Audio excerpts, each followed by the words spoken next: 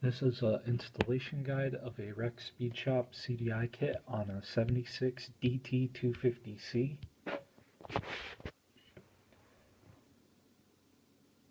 It replaces the stock point setup. I personally like points, they're very reliable. Here's the black CDI box, which is capacitor discharge ignition. That's what it stands for. That white connector plugs into the stator, and you have 3 wires, which I'll talk about shortly on how to wire them and which wire controls what. This setup uses a stock flywheel. Over time, flywheels do magnetize. However, this flywheel was producing spark with my points, so I know it's in good working condition. The power dyno includes a new flywheel. This one does not. Here you have the stator plate. You can see the notches. You can rotate it depending on if you want to advance or retard your ignition timing. Just verify that your woodruff key is not all chewed up. Mine was not the greatest shape, so I'm probably going to order a new one. You can order them directly from Yamaha. You also have the flywheel nut, washer, and lock washer. You want to make sure those are included. You don't want your flywheel coming off. That actually happened to me once. Previous owner left it loose. To remove the flywheel, you'll need the Motion Pro flywheel puller and strap wrench and some wrenches, or an electric impact gun. You also have the wiring loom. Keeps the wires nice and secure from flopping around. You also have the electrical connectors.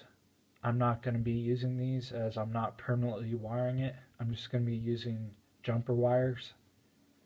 And just be careful, a couple of these wires could zap you, so you want to be careful. Your kit includes a wiring diagram. The orange wire is going to lead to your ignition coil. The black wire is going to be ground, or as they call it in England, earth. And black with white stripe leads to your kill switch. Then you have the ignition coil. This mounted perfectly, no issues. Just make sure your frame doesn't have any paint. You want bare metal or it won't make a good contact. The kit also includes an NGK spark plug boot with 2 rubber pieces, and it's the resistor cover type. So to install it, you're going to screw it onto the spark plug wire. Pretty simple.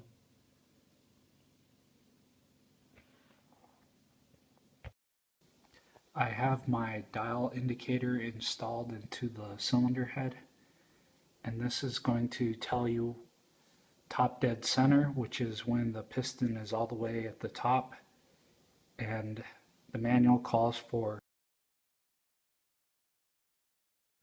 3.2 millimeters, and that's when the spark plug should be firing, is 3.2 millimeters before top dead center.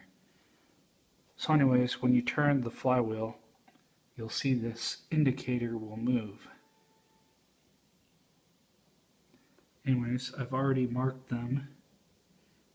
My mark right here is top dead center, and 3.2 millimeter is this notch. I got the kit all hooked up. It has spark. I've included a short little clip of showing the spark. To set the timing, you need the bike running, and you need to use a timing light to see how your marks align. But you can't do that until the bike starts. Mark T made a great comment. You could kick it over while using a timing light to see if you're within the range to get it started. I tried messing with the stator, moved it a couple different ways, and all I got was kickbacks, so my timing isn't quite there yet. I've also included an XT model 4-stroke. The guy uses a timing light and he shows you what it would look like to check your timing. You can buy the these cheaply. They're about $40 to $60 depending on what you want to spend. You can buy really, really fancy ones for hundreds of dollars. This is an induction timing light, which means it uses some kind of rare earth magnet or something in this, which detects the spark.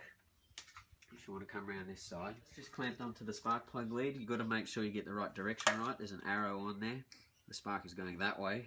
So, and over here, if you want to come up here, I'm just powering this with 12 volts off my car here, which I've parked nearby. Very inconvenient that these things have really small length leads, so I've got to do it all in close proximity.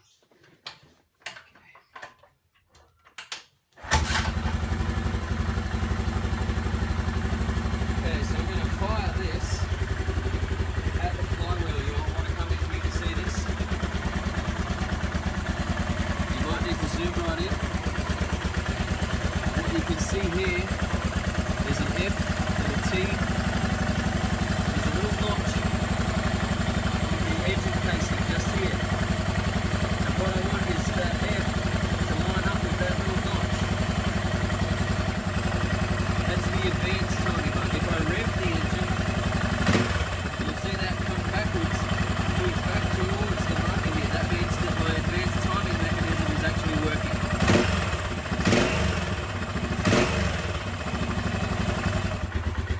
So that's using a timing light to help set the timing. My final thoughts on this unit. I think it's a great replacement for the early Yamaha CDI units that were used in the MX models. Yamaha didn't really perfect the CDI units until they made the monoshock DT Enduros. This is just my opinion. I'll probably be running powered dyno in all of my Enduros because their kits include everything I need, including voltage regulator and new flywheel, which is lighter. I've seen his videos and I think it's a good product. I'll let you guys decide what you want to do on your own. Mako's going to be doing a video and I'm hoping he'll expand a little bit. Hopefully he can get his started and do a riding video and give his comments on how he feels it performs in low, mid, and high range.